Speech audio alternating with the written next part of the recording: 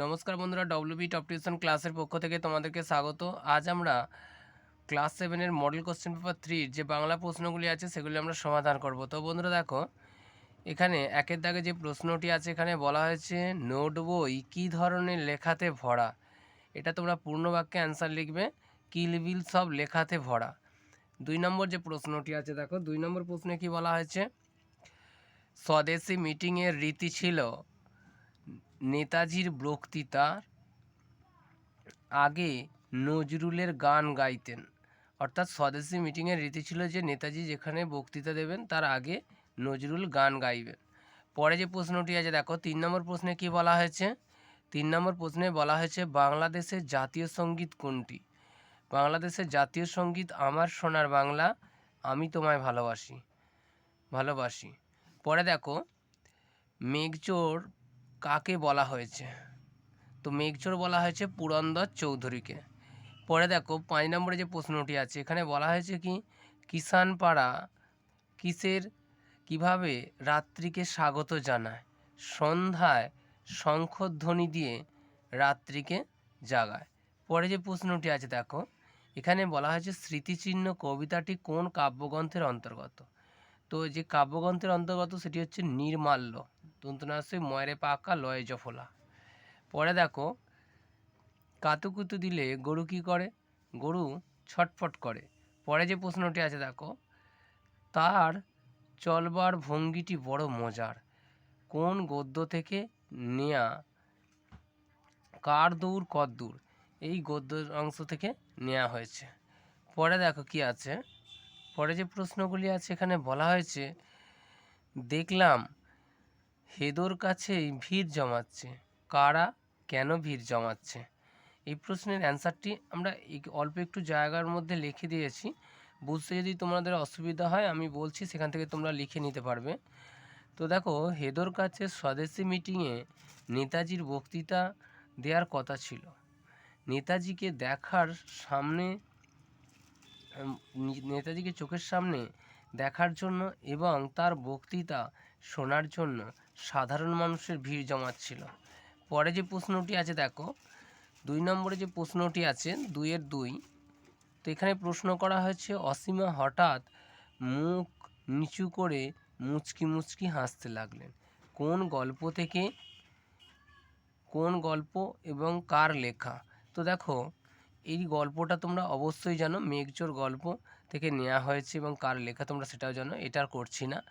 পরে দেখো 2-3 দাগে যে প্রশ্নটি আছে কি বলা হয়েছে, মূঢ় ওরা ব্যর্থ মনস্কাম, কোন কবিতা থেকে নেওয়া হয়েছে, মূঢ় কথার অর্থ কী। তো দেখো, এটা স্মৃতিচিহ্ন কবিতা থেকে নেওয়া হয়েছে। তো দেখো, স্মৃতিচিহ্ন থেকে নেওয়া হয়েছে। আর মূঢ় কথার অর্থ হলো অজ্ঞ বা বোকা, মূঢ় কথার অর্থ হলো অজ্ঞ বা বোকা। আর এখানে দেখো, এখানে যে প্রশ্নটি আছে মেঘচোর গল্প থেকে নেওয়া হয়েছে, লেখক সুনীল গঙ্গোপাধ্যায়। তো দেখো, এখানে যে প্রশ্নের অ্যান্সারটা আমরা এটা করে দিলাম। তো দেখো, এইখানে যে বলা হয়েছিল যে কোন গল্প কার লেখা, সেই অ্যান্সারটা আমরা এইখানে করে দিয়েছি, মেঘচোর গল্প থেকে নেওয়া, লেখক সুনীল গঙ্গোপাধ্যায়। তো দেখো, পরে যেটা আছে, পরে কি প্রশ্ন আছে, পরের প্রশ্নে বলা হয়েছে ওরা ভেবেছিল মনে, কোন কবিতা থেকে নেওয়া হয়েছে, ওরা কি ভেবেছিল। তো দেখো, এখানে যে অ্যান্সারটা হবে কোন কবিতা থেকে নেওয়া হয়েছে, এটাও স্মৃতিচিহ্ন থেকে নেওয়া হয়েছে। ওরা কি ভেবেছিল, ওরা অর্থাৎ ক্ষমতালোভী সাম্রাজ্যবাদী মানুষেরা ভেবেছিল তাদের তৈরি করা সৌধের দ্বারা মানুষ তাদের চিরকাল স্মরণে রাখবে। পরে যে প্রশ্নটি আছে দেখো, 2-5 যে প্রশ্নটি আছে, শোভা একেবারে স্তব্ধ হয়ে গেল, কেন শোভা স্তব্ধ হয়ে গিয়েছিল। তো দেখো বন্ধুরা, এই প্রশ্নের অ্যান্সারটি অনেকটা বড়, সেই কারণে আমরা এখানে মধ্যে লিখে দেওয়ার মতো জায়গা ছিল না, তাই করে দেওয়া হয়নি। এটা তোমরা বইয়ে সহায়িকা বইয়ের মধ্যেও পেয়ে যাবে। আর এই প্রশ্নের অ্যান্সারটা যেটা আছে, এই যে মূঢ় ওরা ব্যর্থ মনস্কাম কোন কবিতা থেকে নেয়া, মূঢ় কথার অর্থ কী? এইখানটা তোমরা এই অ্যান্সারটা পুরোপুরি লিখবে যে কামিনী রায়ের লেখা স্মৃতিচিহ্ন কবিতা থেকে নেওয়া হয়েছে। মূঢ় কথার অর্থ হলো অজ্ঞ বা বোকা। তো পরে যে প্রশ্নগুলি আছে দেখো, পরের প্রশ্নে কি বলা হয়েছে, টাপুর টুপুর আবিষ্কার পরিবেশ এর বাক্য গঠন করতে বলা আছে। 1 নম্বর যে বাক্যটি হবে, টাপুর টুপুর বৃষ্টি পড়ে নদে এলো বান।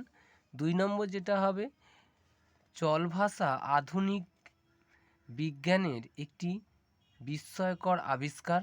3 নম্বর যেটা আছে, পরিবেশ আমাদের চারপাশের পরিবেশকে পরিষ্কার পরিচ্ছন্ন রাখা আমাদের কর্তব্য।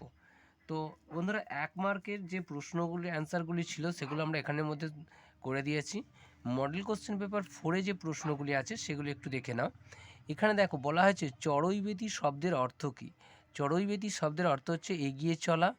মেঘচোর গল্পে অসীমার বয়স হলো 27। পরে যে প্রশ্নটি আছে দেখো, নোটবই কবিতায় রামাকে ছুটে গিয়ে কি আনতে বলেছে? লণ্ঠন। পরে দেখো, মূঢ় ওরা ব্যর্থ মনস্কাম, এখানে ওরা কারা? ওরা হচ্ছে সাম্রাজ্যবাদী মানুষ। পরে যে প্রশ্নটি আছে দেখো, পরের প্রশ্নে বলা হয়েছে সংস্কৃত থেকে যে সকল শব্দ সরাসরি বাংলা ভাষায় এসেছে তাকে বলা হয় তৎসম শব্দ।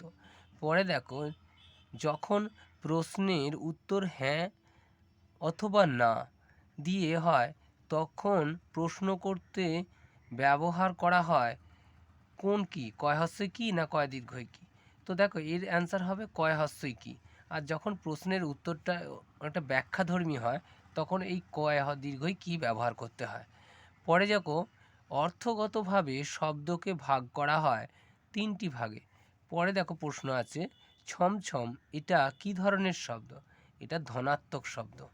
পরে দেখো যে গাইবার সময় নজরুলের মুখে কি থাকতো? পান থাকতো। সিলিয়া কাকে বলে? এককোষী জীব প্যারামোসিয়ামের সেলের চারিদিকে ছোট ছোট চুলের মতো বহিরাংশ আছে, এদের বলা হয় সিলিয়া।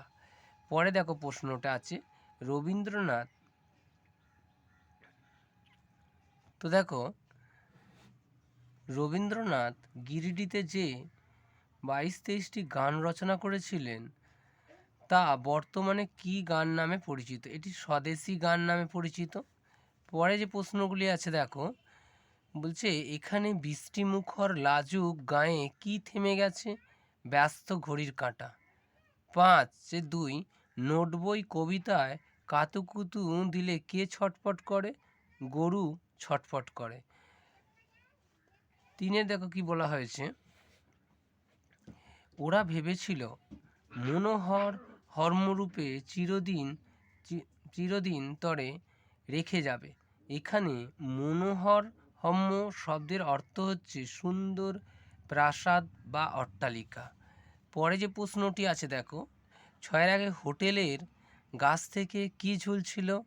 খান কতক বড় লণ্ঠন। 6-2 বলা হচ্ছে হোটেলওয়ালা টিনের মগে জল আর কি খাবার এনেছিল? স্বর্গের শুরুয়া এবং হাতে গড়া রুটি। 6-3 বলা হয়েছে দক্ষিণ হাওয়ার দোল খেয়ে খেয়ে সারা রাত কে ঘুম দিয়েছিল? সোনাটিয়া। তো বন্ধুরা এই দুটি সেটে যে আমাদের 1 নম্বরে যে প্রশ্নগুলি ছিল সেগুলির সমাধান করে দিলাম। পরের ক্লাসে তোমাদের যে বড় প্রশ্নগুলি আছে সেগুলির সমাধান করে দেওয়া হবে।